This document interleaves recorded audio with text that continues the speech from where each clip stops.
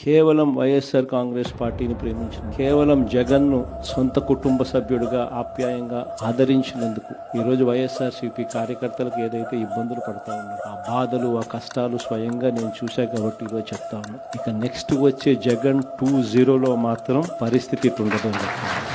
మొట్టమొదటి పీఠం కార్యకర్తకే ఈ మాత్రం ఖచ్చితంగా చెప్తాను.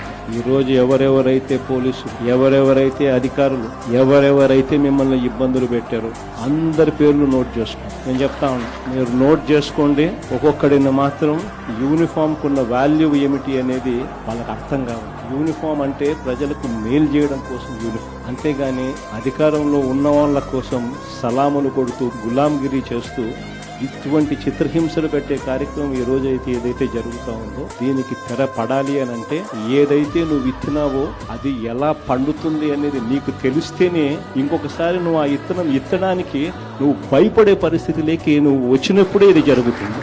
కాబట్టి ఈసారి మాత్రం ఖచ్చితంగా మెసేజ్ ఖచ్చితంగా పోతుంది. ఎవడెవడైతే వైఎస్ఆర్సీపీ కార్యకర్తను ఎవడెవడైతే ఇబ్బంది పెట్టాడో వాళ్ళందరినీ కూడా చూస్తూ ఊరుకోము.